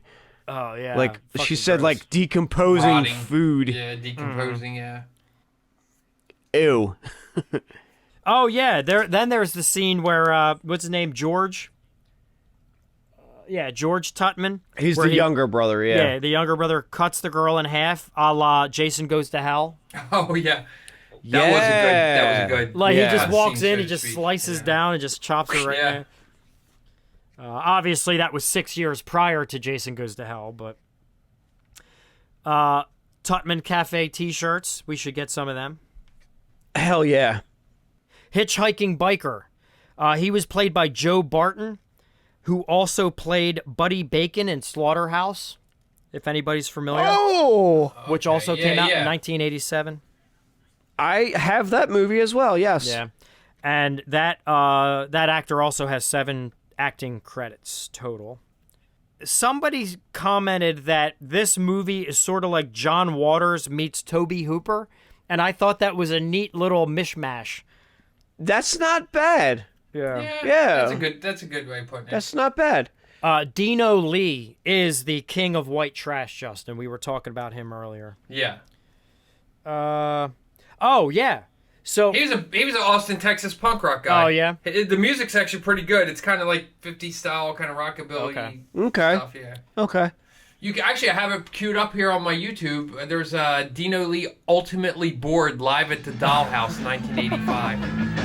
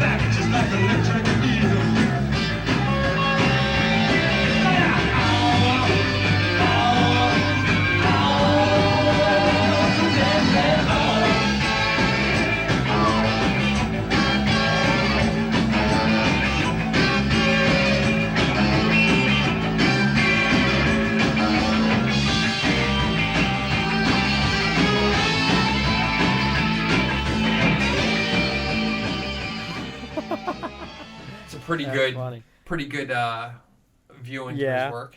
So Bill Osco, who we talked about earlier, who was in or produced most of Jackie's early work.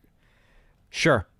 I swear to God, even though he is not credited in any way, and he's not even listed on IMDb as uncredited, but he is in Blood Diner. And he is the other person that's with the Asian DJ in the club. Okay. You know how there's You 2 think people so? up in that DJ booth? Yeah. Now, The how do you other- know this? It looks like him. Oh, okay. And you know in what fact, he looks like. If Okay. you've seen The Being, he's the main star of The Being. Oh, okay. Well, I have not And seen that's- it. No. That was Rex Coltrane. Oh, yeah. Okay. Sorry. But yeah, once you see the being and then you watch Blood Diner, it's like, that's fucking him. Okay. But Justin, did you pick up on that? No, I didn't. Yeah. Watch that scene back. It's clearly him, if you ask me. Well, nobody's fucking asking you. I think there's no better way to end this. Two ways. Then to just end it? The name of their Let's music, end it 2 ways. the name of their band and their music is A Blood Hunger by the Sons of Sheetar. That's awesome. Somebody should do that. The Naked Kung Fu, that's just definitely got to be mentioned. We got 3 dudes right here that could form that band. Oh, that's true. Yeah. What? Naked Kung Fu? No. He's We a can little do naked delayed. kung fu. The fuck? Yeah, dude, that is not going to cut together well. No. Pass? Yes. I. Yeah. The eyes have it. And finally, I'm hot, bothered, and horny right before I stick my big sausage in ya. That guy had some of the best lines in the movie. Yeah. Anyway. What do they call you? Sheetar. Yeah. Yeah. That is the end of my points. I think now we need to get to 2 quick things because this has been a long-ass episode. Hey, good. Yeah. First, we're going to get to guild member memories. I would like to go around the horn here and we can talk about. So, Justin, I'll let you decide what order we want to go in. And then we'll get to our ratings and final thoughts. So, I pick you, Pat. B, to go first? Yeah. Okay. So, God, Pat, you look like a deer in headlights. I'm sorry. I pretty much already given... Heck at you, son of a bitch. Yeah. I pretty much... That's what you get every episode. You start off by introducing me first, and I'm always like... I've already sort of given my history. I hadn't seen this film before. Luckily, Justin pointed out that this screening was happening. I definitely wanted to do it. I did it. I loved it, I think, because what helped me was a couple things. And I think this is part of film and movies, and I think we've all lived this. When you have that nostalgia factor, it helps you love something that much more. Now, this isn't nostalgia, obviously, but what it is, there's this emotional connection because, one, I experienced it in this really cool way with the director and then got to meet her, and she's charming as shit. And I really liked her. Yeah. And it's like, I put all those pieces together, and it's like, fuck yeah. And then when I watched that movie a second time with these new glasses on, you know, looking at them through the eyes of, you know, with her passion and her characters and her work, it made me appreciate it that much more. And so, long story short, that's my history. That's where I'm at with it, and that's how I feel about it. So, Nice. there we go. So, Justin, And that's all I have to say about that. Do you want to go next, or do you want Mike to go next? I was at Mike go next. Woo! All right. My history with this movie, not really that interesting of a story, but I've mentioned him a million times in different episodes. My friend Mike Lombardo. He's a huge fan of this movie. Okay. And I've heard him mention it or make references to it or whatever through the years.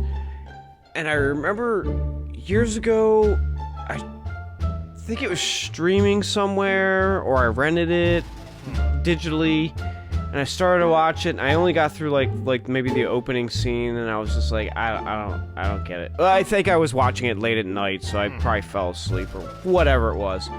And then I saw that Vestron was putting out the Blu-ray, and I was like, I buy all the Vestron releases. I have every single one of them because I'm a nut bar.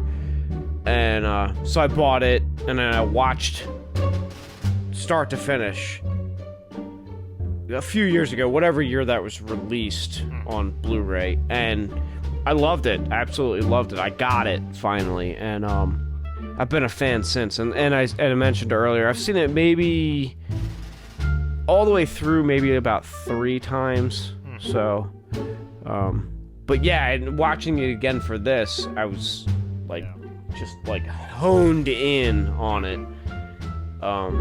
Yeah, man, I'm a fan. I'm a fan for sure. Justin? Yeah, I don't remember when.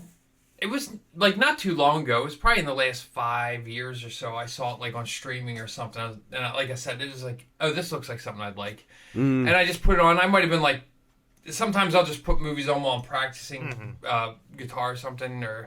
And I think it was just something that had on the background. I remember when I first started watching, I was like, okay, I get it. It's like a low budget movie or something. And then, like I said, like it just kind of ramped up and like, it's got more and more wild and more over the top until that big scene at the end. That finale is... And it's just like... And I was like... Yeah, by the time it was over, I was like, holy shit, I fucking love this movie. Yeah. So, yeah, and that's like... Not a great, super exciting history about it, but, that's it. And then, the Colonial Theater put this thing up. I was like, fuck yeah, I'm going to go see that. That was like an insta-buy. It's like... I don't even know who... And I think I told Jackie Kong this stupid story for some stupid reason. I was like, first, I think... I was seeing if Sarah was interested, and she was going to go if, like, I didn't have anyone to go with. And then I asked my sister, and she was going to go, but then she got busy with work. And then Pat, I said, was like, Pat was third string. I asked him, like, you should have been, like, the first person I asked. So, yeah, I think I would have bought a ticket anyway. I was ready to pull the trigger on it. Yeah. And piggybacking off of that, I was so close to just saying, fuck it, and buying a ticket. And just, like, maybe, like, going to your house, Pat, and riding up with you from there or something. But I was just like, dude, I'm going to fucking die the next day if I go up there. Yeah. So, ratings. Where are we at? Justin, what order shall we go in? I'm going to go first, then Mike, and then you finish off. I probably should have went last because I have no idea. I don't even know how to rate this. Like, I love it. It's tough. You know what I mean? But I figured out a loophole. Yeah. But go ahead. Okay, I'm curious. So maybe we'll finish with Mike because he has a loophole. But I love it, so like I want to give it a 10. Mm-hmm. But like when I compare it to other movies, I'm like, I don't know. And like I hate rating shit anyway. I think we always talked about this because I never know. It's never a factor. So I'll just say 7.7 because it's just some numbers that came to my mind. I don't know. Okay. All right, 7.7. Yeah. So am I going next or is Pat going next? No, you're going last next? because you have the loophole. Pat's okay. It's not much of a loophole. It's just, but okay. It's going to be such a fucking letdown. I know. It is. Well, it's me. Of course it's a letdown. We're going to have to cut it out. That made no sense. No one's going to know what the fuck you're talking about. Yeah. Yeah, this is an interesting one. It's funny, like the number that originally popped in my head was 7.5. So I think I might have to do 7.5 because part of me, I feel like even though I've fallen in love with this film very quickly, like I said, I do think I like The Being a little more. It's a more straightforward, just like, rubber monster movie. I want to seek that one out now. Yeah. Definitely watch that, dude. I'm going to watch that one again. I really dig that one. For that vibe, it's fucking perfect. Like, I wish Joe Bob would do that, or I wish it's screening at a drive-in. I'll fucking go see it. Yeah. But, yeah, it's wild. But part of me feels like I can't rate it higher than Justin's 7.7. So I am going to stick with the 7.5. Though. But Justin, can I ask you real quick before you proceed, Mike? What's your thoughts on The Being, very quickly? I like The Being a lot too. I actually watched it twice. Yeah. Mostly because I watched it after work the first time and I fell asleep like partially through, so I had to go back and rewatch it. But then I was only planning on watching the part I missed, and I think I might have ended up watching the whole thing again. Mm-hmm. We're so goddamn old. I can never get through a movie anymore. I know. And Justin, and you know what the original title of that was supposed to be, right? I don't think I do. What was it? It was supposed to be Easter Sunday. Really? No shit. Are you kidding me? It was supposed to be a holiday horror movie. It's an Easter horror movie? Yeah. In fact, her daughter, the scene she plays is very much tied into that theme. So anyway, all right. Mike, your turn. All right. So, this movie, as I've alluded to multiple times, is not for everyone. So there's kind of like two different grading scales for this. Okay. You've got as a cult movie, as a movie that is specifically targeted for a specific audience. The score is way higher. Yeah. But for an average movie, goer, the score would be lower. So I kind of have two different scores. That's your and loophole? I kind of want to. Well, it is because this kind of a movie is. You have to be. It is targeted to a specific. No, honestly, it's an extremely valid point. And to be honest, yeah, the high scores we gave it, we're not really grading this against the films that we've already done. We're sort of grading this one on a different scale. It has to be done that way. I would agree with that. So, like, I was debating, should I do two different ratings, or should I kind of just blend them together? What's your two, and then maybe we'll find the average of those. You want to do it that way? Yeah, let's do it that way. Okay, well, I'll start with the lower average moviegoer. If you're an average moviegoer who doesn't seek out the weird type of stuff, you're probably going to give this like a 5.5 because it's competently made, but you may not really get it. Yeah.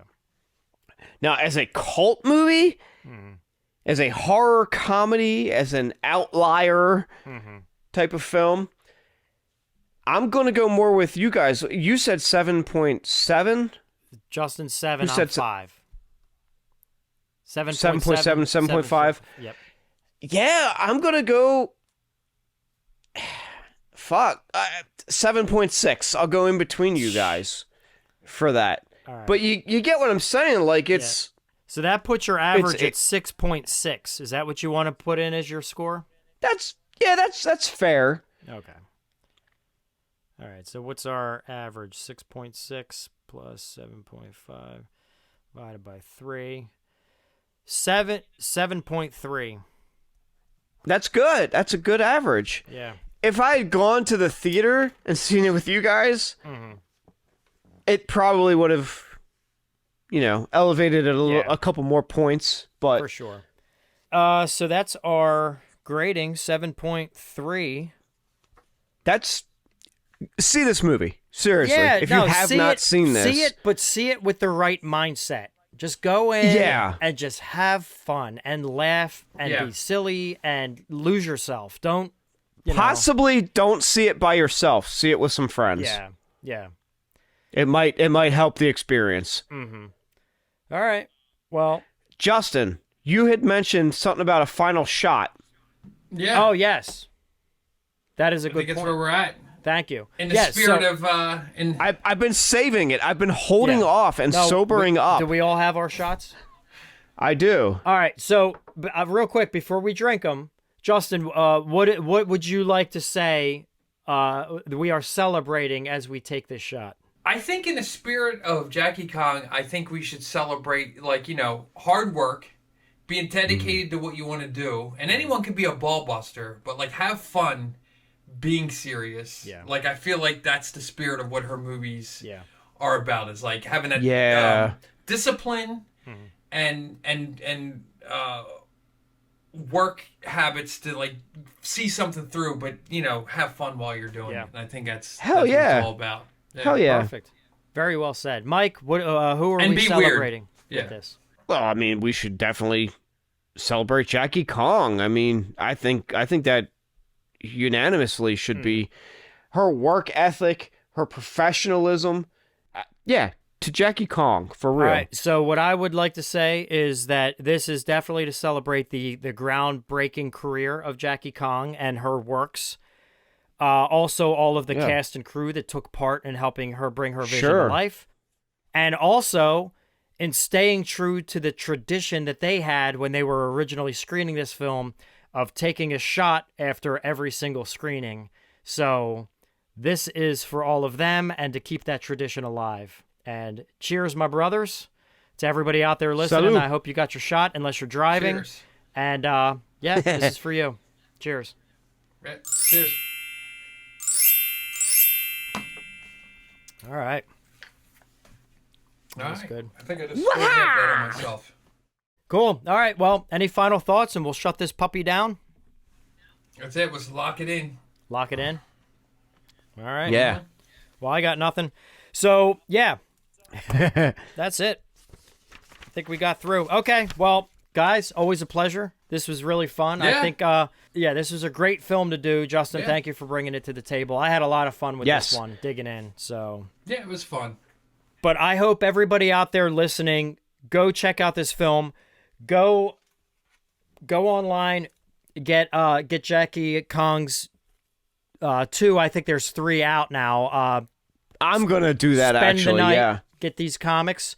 Like I said, if you get them, have your phone with you, find the QR codes, scan them as you're reading, and it's fucking awesome. I'm telling you. I don't know. I can't believe I haven't seen that before, but it's a fucking game changer in the comic world. Yeah. So.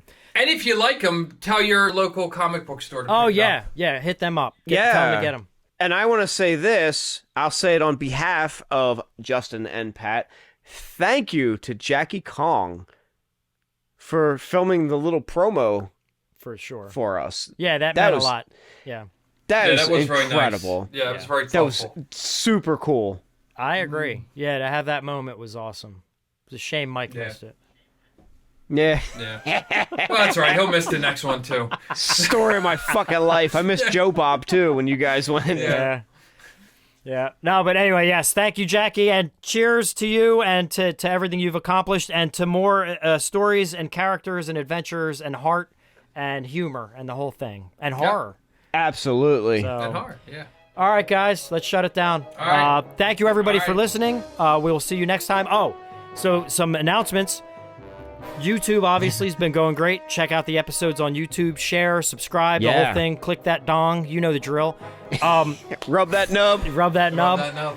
So, also, we're on all the social medias. We're on, Facebook and Twitter, X, if you want to call it X.